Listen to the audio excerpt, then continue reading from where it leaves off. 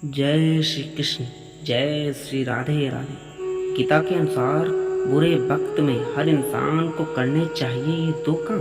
श्री कृष्ण कहते हैं कि जो भी व्यक्ति अपने बुरे वक्त में इन दो कामों को कर लेता है तो उसके पास कभी भी बुरा वक्त नहीं आता और उसका बुरा वक्त बहुत ही आसानी से टल जाता है।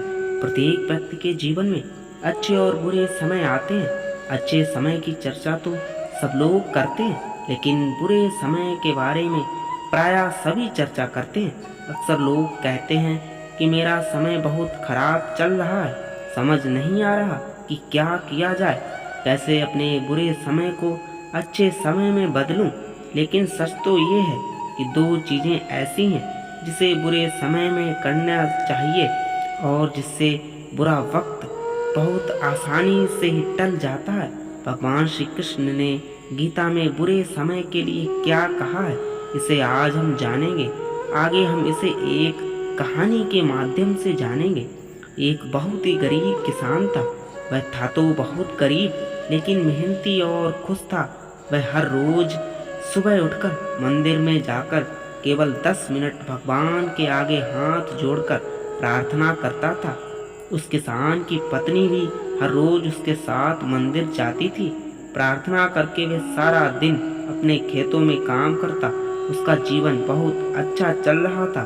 अपनी मेहनत से वह कुछ ज़्यादा तो नहीं कमा पाता था, लेकिन फिर भी जितना भी कमाता था उसमें से कुछ पैसे लोगों की भलाई में लगा देता था। एक दिन उस किसान के गांव में बीमारी फैल गई। किसान का इकलौता बेटा बीमार पड़ गया। किसान के गांव में इस बीमारी की इलाज के लिए कोई अच्छा डॉक्टर नहीं था। पास के शहर में उस बालक को ले जाया गया। शहर के इस अस्पताल का इलाज बहुत ही महंगा था। उस बेचारे किसान के लिए अस्पताल और डॉक्टर का खर्च आदि दे पाना बहुत ही मुश्किल था। किसान दिन प्रतिदिन हिम्मत हारता जा रहा था। एक दिन किसान अस्पताल में बैठे बैठे वह इतना हताश हो गया कि वो जोर जोर से रोने लगा। साथ ही कहने लगा, पता नहीं किस चीज का बदला भगवान मुझसे ले रहे हैं। कभी वह खुद को कोसता तो कभी भगवान को, लेकिन किसान की पत्नी को भगवान पर अटूट विश्वास था। लेकिन किसान को आशा की कोई किरण नजर नहीं आ रही थी। अस्पताल की कुछ दूरी पर ही मंदिर था। किसान की पत्नी हर रोज उस मंदिर में प्रार्थना करने जाती थी, लेकिन किसान का मन प्रार्थना करने का नहीं करता था। डॉक्टर ने उस किसान से कहा, बच्चे के इलाज के लिए 10,000 रुपए की आवश्यकता है। पर किसान के लिए इतनी बड़ी रकम इकट्ठा कर पाना मुश्किल था। किसान की पत्नी अब भी मंदिर जाती थी। वह भगवान के आगे हाथ जोड़कर प्रार्थना करती कि उसका पुत्र ठीक हो जाए। एक दिन मंदिर में एक सेठ आया। उसने किसान की पत्नी को कहा कि उसने किसान की बात उस दिन अस्पताल में सुनी थी। सेठ को बातों की ही बातों में पता चल गया कि किसान को 10,000 रुपए की जरूरत है। इस पर सेठ ने अपनी जेब से 10,000 निकाल कर देते हुए बोला कि उसके पास इतने रुपए ही हैं। साथ ही सेठ ने कागज पर अपना पता लिखते हुए कहा, अगर उनको और पैसों की आवश्यकता हो तो वो बेहिचक मांग ले। महिला ने उत्तर दिया, इस कागज की कोई आवश्यकता नहीं है। वो जानती है कि ये पैसे उसको किसने भेजवाए हैं।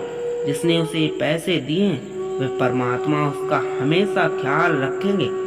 इस कहते हुए अटूट विश्वास से ये सबसे जरूरी चीज है जिसे हम अक्सर खो देते हैं। उस महिला ने ईश्वर पर अटूट विश्वास दिखाते हुए और ये कहते हुए कि जिसने ये पैसे भिजवाए हैं मैं उसको अच्छी तरह से जानती हूँ, और उसका ये शब्द ये दर्शाता था कि उसके प्रति, भगवान के प्रति उसके मन में कितना अटूट विश्वास था।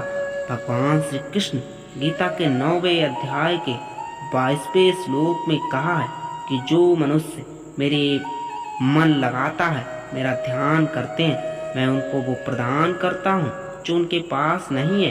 साथ ही जो उनके पास है मैं उनकी रक्षा भी करता हूँ।